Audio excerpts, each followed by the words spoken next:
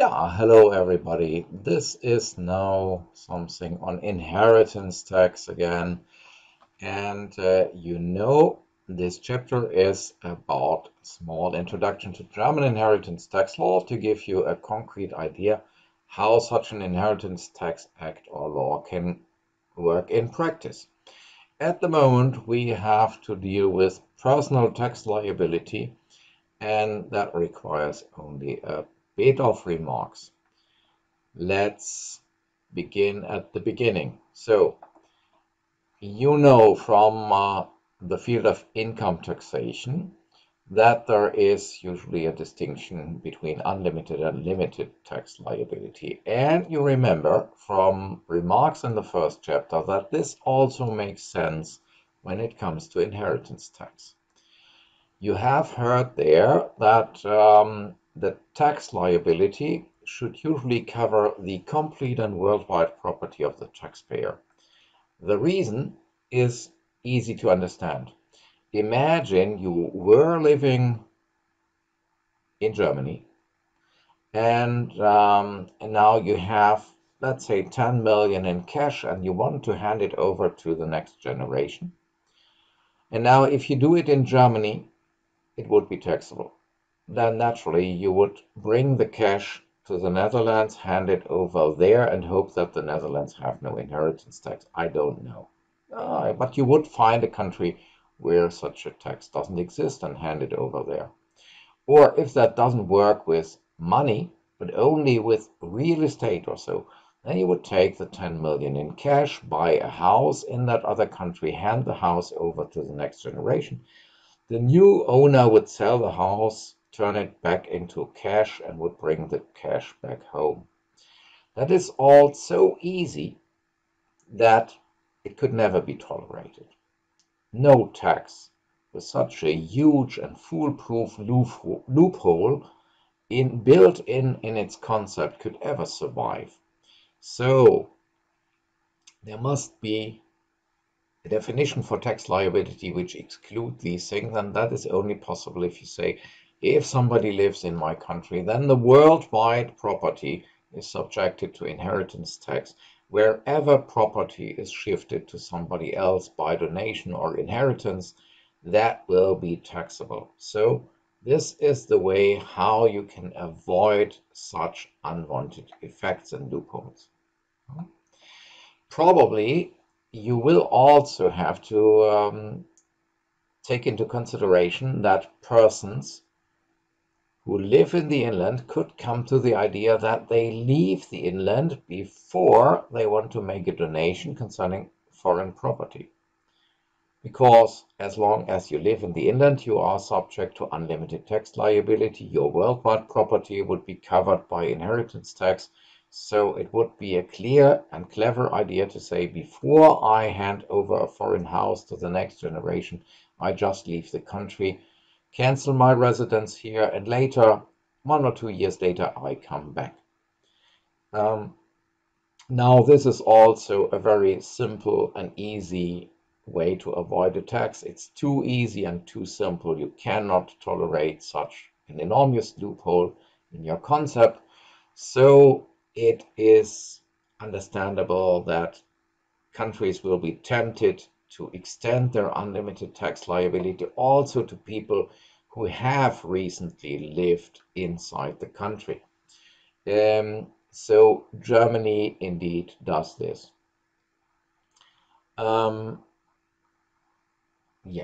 However, there are also people who constantly and always lived abroad, and there the logic is completely different. Imagine you were willing to extend unlimited tax liability to everybody, also to people living abroad, genuinely and constantly. That would be terror for them, because imagine you have, let's say, a famous investor. Let's call him Lucky Hans. And Lucky Hans has a fortune of 200 billion euro and now is interested in buying a house for the first time in your country or setting up a firm there for 1 or 2 million. Now, if getting in touch with our country would immediately trigger unlimited tax liability for inheritance tax for the worldwide property, that would mean Lucky Hands invests, let's say, 1 million here in the inland, and a potential tax of 30% or so of 200 billion is triggered. That would naturally deter every foreign investor from getting in touch with the inland economy.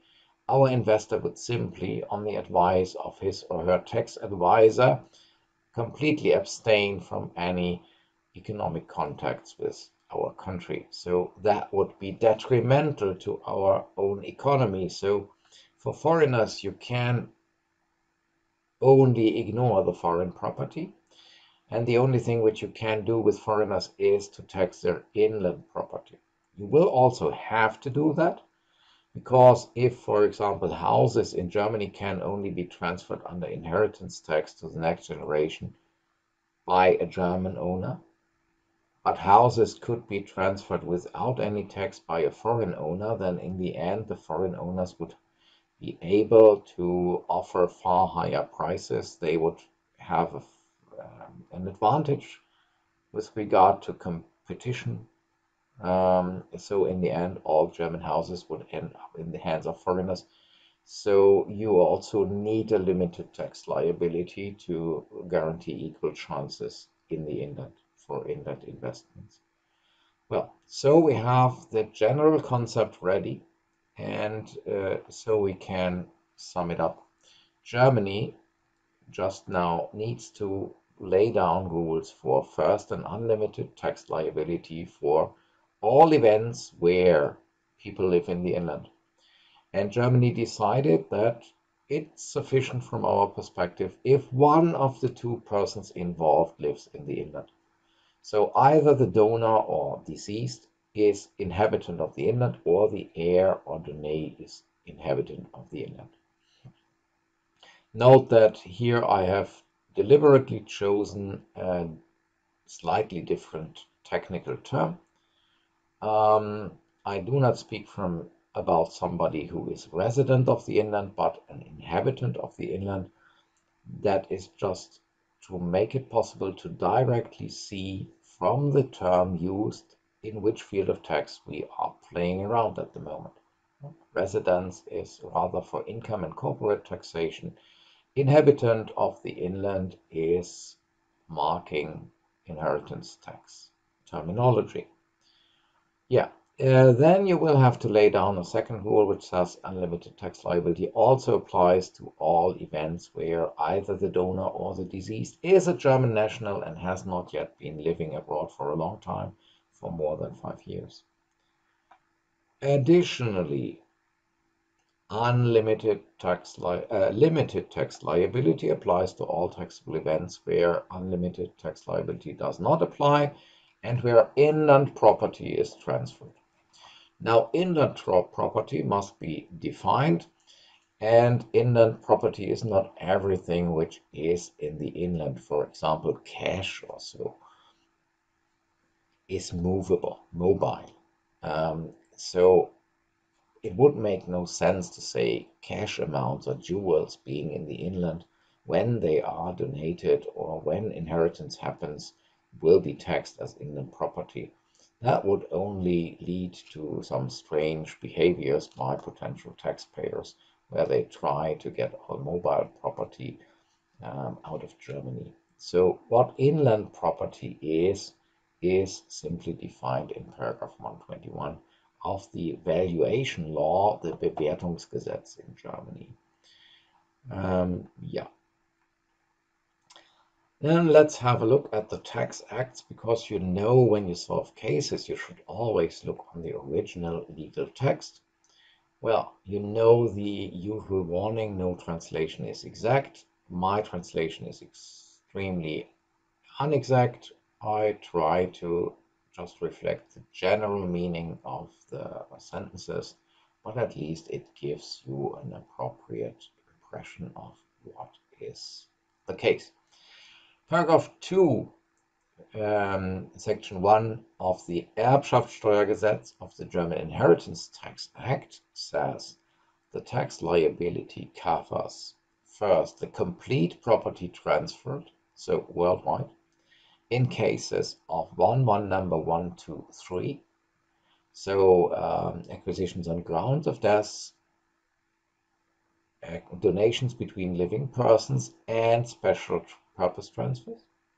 If the deceased at the time of death, the donor at the time of the donation, or the acquirer at the time when the tax arises, is an inhabitant of the inland. Inhabitant of the inlands are natural persons who have their residence or habitual abode in the inland, or German citizens, so German nationals, who have not yet been more than 5 years constantly abroad without having a residence in the inland. So if you cancelled your inland residence and are a German national, you will still be covered by the extended unlimited tax liability for the next 5 years.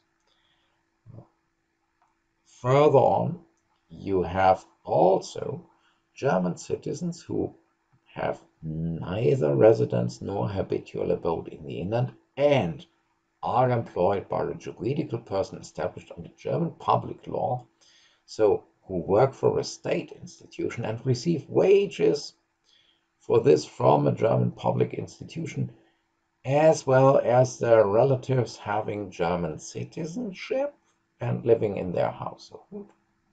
If these people are only subjected to a limited tax liability in the country where they live, well, taken all that together, the main group of people who is covered by that is people in the German diplomatic service. Because if you are a diplomat, let's say the ambassador of Germany to a foreign country, you have no residence in the inland probably anymore because now you reside in the foreign embassy. You are a German national, but you cannot be subjected to the local inheritance tax law because under the standard rules for the treatment of diplomats, it is established that a diplomat cannot be subjected to local taxes. By the way, the Vienna Convention on the treatment of diplomatic personnel is not exactly strict there. Certain types of inheritance taxation might be possible, but in general, one has to expect that diplomats will be exempt from taxation in the country where they live. And so Germany does want to avoid a vacuum. Nobody who is rich shall find an easy position or an easy place to escape taxation completely. Otherwise, all people having an enormous property would just apply for an ambassadorship in a foreign country, become a diplomat, and then would no longer be subject to unlimited taxation in the inland and also not to unlimited taxation abroad. Would be a great bargain. So this loophole is closed. And naturally, inheritance tax can also apply to corporations, associations, and properties which have their place of management or seat in the inland. That is not clear on the first sight because corporations can never die, but they can inherit or they can receive gifts. If you die, you can appoint every person your heir. So you could also write a testament in the interest of the Red Cross. The Red Cross is my heir. Or some years ago, don't know if more than 10 or 20, there was even a German citizen who had a strange sense of humor. He appointed as his heir, sole heir, the local fiscal office. That really confused them and drove them mad because they were never prepared to deal with such a case. There were no rules for that. They nearly went mad how to deal with that. That's possible. So if a corporation is your heir or gets a gift by you, then here the inheritance tax is also clear. Good. Well, and now in cases of a family foundation, an unlimited tax liability will apply if the foundation is in the inland, so place of management or seat here. And in all cases where unlimited tax liability does not apply here, the unlimited tax liability covers the rest. That is 2.1, number 3. Well, rather a peculiarity is the definition of the inland, the clarification that also the German part of the continental shelf under the sea is regarded as part of the inland if you use it for the exploitation of mineral resources. So if you have an oil platform somewhere in the sea and you die, then inheritance tax also applies to that. Or if you live there, you would still be regarded as inhabitant of the inland. Rather a theoretical case. Paragraph 2.3 was in former times an option for unlimited tax liability for foreigners from the EU. That has been repealed because the European Court of Justice decided that the rule which we established there was not sufficient to exclude discriminations, and then it was abolished again. And the problems for equal treatment of EU citizens were then for the future treated in a different way. Yeah. So there is, in addition to that, also a rule hidden in the Außensteuergesetz, the Foreign Relations Tax Act, a highly complicated law from the 1970s, which deals with countermeasures against tax-saving models which work by international relations.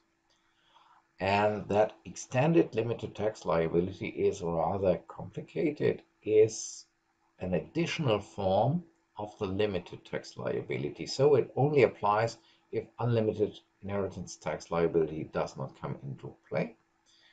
And it applies to taxpayers who are German nationals and who have moved to a low tax area. So if you left Germany in the direction of a tax oasis or tax haven, then you can get into contact with that extended limited inheritance tax liability. Even the word is so long that it is already determined. That extended limited tax liability will be applied for a time of up to 10 calendar years after you left the country, and it applies during each year in which you live in a low tax country during that 10 years period of time. So leaving Germany to France and then only later hopping over to Monaco doesn't help. Well, the extended limited tax liability is intended to make it less attractive to move abroad in order to save inheritance tax on your property, especially on the property in the inland. Now, in the 1970s, evidently people still thought we are not allowed to tax foreign property of foreigners. So of Germans who live abroad, because, well, we don't want to interfere with what other states can do.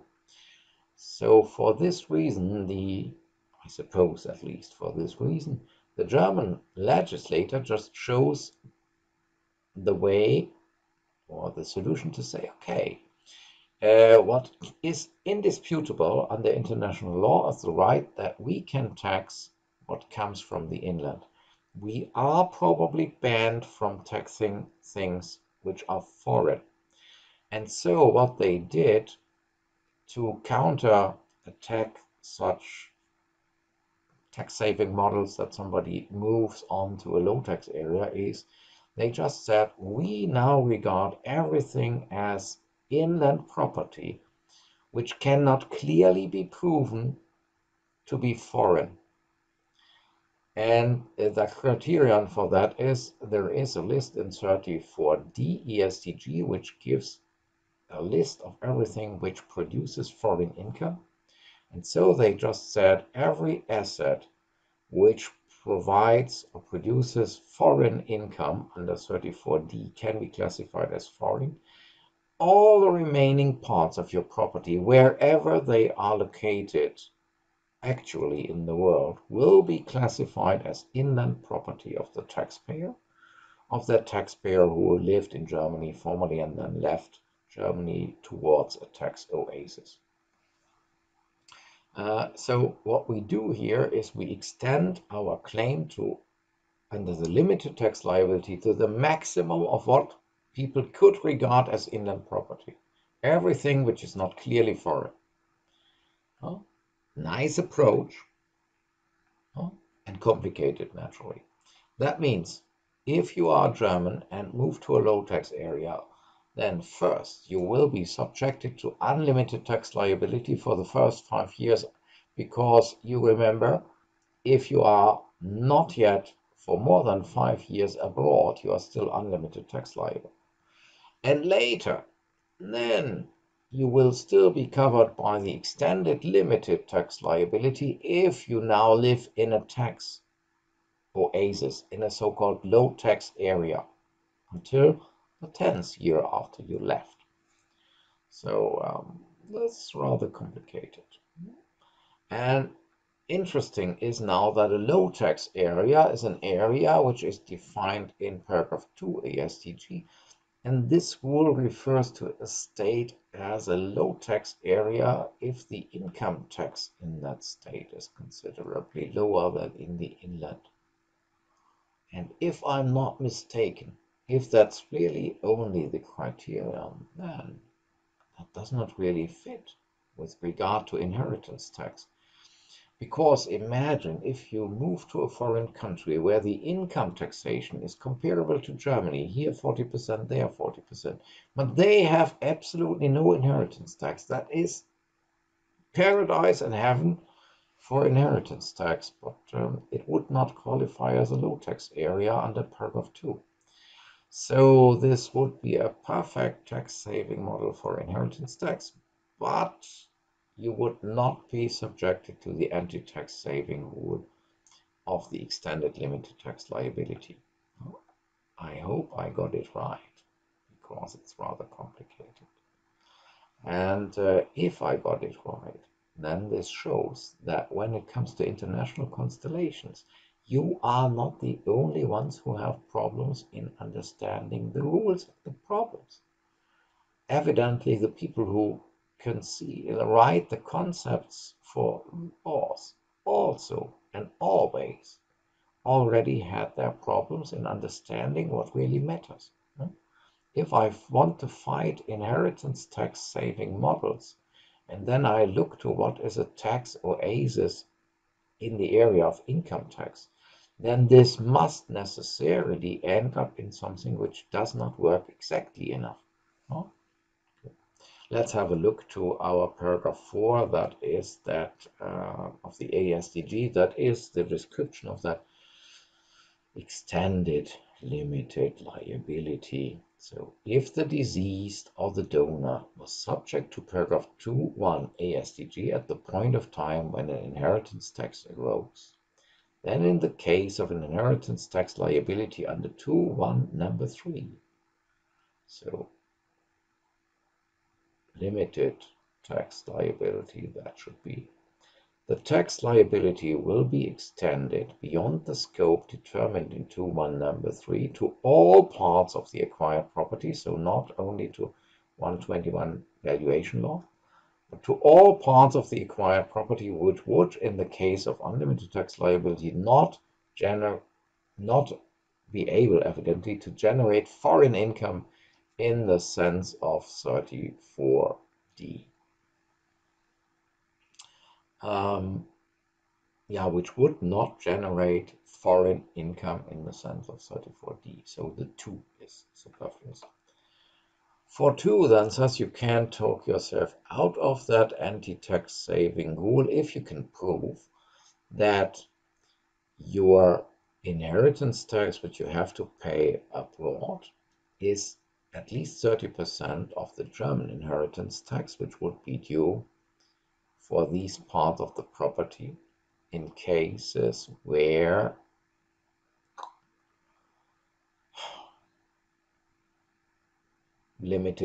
extended limited tax liability would be applicable.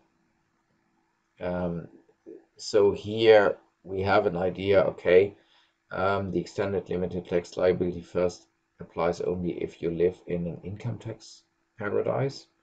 But second, if you can prove that it's not an inheritance tax paradise, you can talk yourself out of the problem again and then end up in the regular limited tax liability. So a rule which is already by its complexity a very effective deterrent. Well, it keeps people away from messing around with tax havens, because the tax advisor probably says far too complicated to deal with that. I don't understand all that. So avoid it. I have better ideas how you can save taxes. That's probably the outcome. Yeah, then in order to hinder people from avoiding the consequences of that extended limited tax liability, they might also have the idea that they shift their inland property to foreign corporations in which they then hold a share. Then the situation would be you have a foreign person holding a share in a foreign corporation, and a foreign corporation would be foreign. So we would not dare to tax it. That might be an idea. And a foreign shareholder with foreign property would then perhaps be ignored by German limited tax liability. And the AStG says, no surprise. A countermeasure or counterattack against such a model, the inland property, or everything which can be, from the perspective of extended limited tax liability, be regarded as inland property held by a corporation which belongs to a shareholder who would be subjected to extended limited tax liability, will also be taxable in the hands of that shareholder under the extended limited tax liability. Now, if you didn't really understand what I'm talking about, welcome to the club. This is probably also a wanted effect by the rule. It's relatively rare in practice. You can also be sure that there are better ways to avoid tax liability here. But you must know about the existence of such rules, because if somebody really intends to avoid inheritance tax, then you must know that you also must avoid the applicability of these specific rules. So this is a kind of controlled foreign companies taxation in the field of inheritance tax. Here is a short overview about the legal text. To sum things up, you have to distinguish several forms of tax liability under the German Inheritance Tax Act. You find them mostly in paragraph 2. That is, first, if one of the two persons involved is an inhabitant of the inland, that is absolutely sufficient to trigger unlimited tax liability, referring to the whole worldwide income. If you don't have that constellation, but at least one of the two persons involved is a German citizen and has not yet been abroad for more than 5 years, then you also have unlimited tax liability. Let's ignore the diplomats here. Too rare. Also, I think you will understand if one of the two persons involved is a juridical person having seat or place of management in the inland, then this is also an inhabitant of the inland in a wider sense. And so we also have unlimited tax liability. If all that is not the case, then we end up with an only limited tax liability referring to the inland property, and then we need that paragraph 121 of the valuation law to determine what counts as inland property. And in these cases of limited tax liability we have in case that our taxpayer lives in a strange tax area, in a low tax area, to check if there is the extended limited inheritance tax liability in the sense of paragraph 4 AStG, which is rather theoretical. Here, at last, a short remark. Here you see that famous paragraph 121 of the valuation law, the Bewertungsgesetz, which then says what is inland property. Inland property is agriculture and forest property which is located in the inland. That is not a great surprise. Real estate property in the inland, yes, okay, yeah, clear.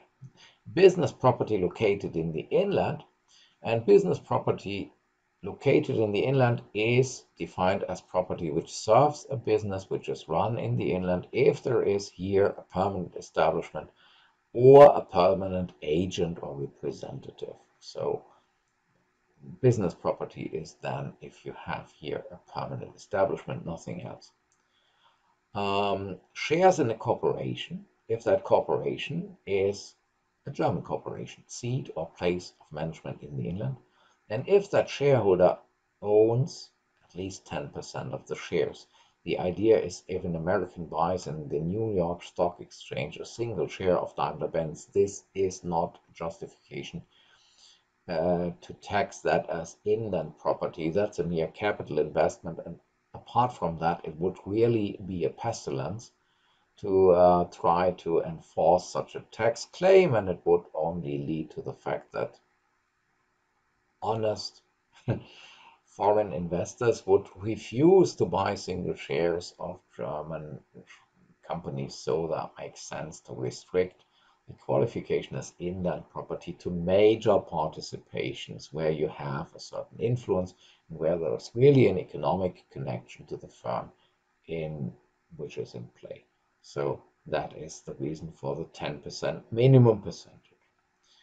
Patent rights, utility models, and similar intellectual property rights, which are explicitly named then here in the list, which are registered in an inland register. So rights, intellectual property rights, which are protected in the inland, are inland property, because here the inland authorities grant protection, and so the inland authorities or the inland legal situation creates your economic value. Assets which are used by a business in the inland, which are let for rent to it. For example, if you have machines and all the stuff which is owned by you but is let to a business owner in the inland, then it would be inland property. So the difference to the permanent establishment number a bit before is number 6, the assets do not require that the owner runs a business here. The owner lets the assets to a business owner that turns them into inland property. Mortgages and other things, if they are secured by inland real estate, claims from the participation in a trade as a silent partner. I hope you remember from business taxation what a silent partner is. That is a partner where the outside world never hears about the existence of the partner as such, but where the merchant does as if he or she were sole trader, whereas in reality there is a partner hidden in the background. Then there is a profit participating loan. That is a credit where the interest is not a fixed percentage of the loan, but a fixed percentage or a share in the profit. And rights which are connected with the assets named in number 1 to 8. So this is the famous inland property. And so now we have obtained a short overview about the things which, or the rules which regulate personal tax liability under inheritance tax law, and it's clear what we have to talk about next. The next things will have to be the rules on the tax appraisal and the tax base. So then our knowledge about German inheritance tax will become more concrete than before. Thank you for watching this small video. I hope you could enjoy it either during the time when you watched it or now when it's over. That just depends on your personal mood. And I hope you come back and will also have a look on the following small videos on inheritance tax in Germany and later on inheritance tax rules for international cases. Yeah, thanks for watching, goodbye, and hope to see you soon again. Till next time.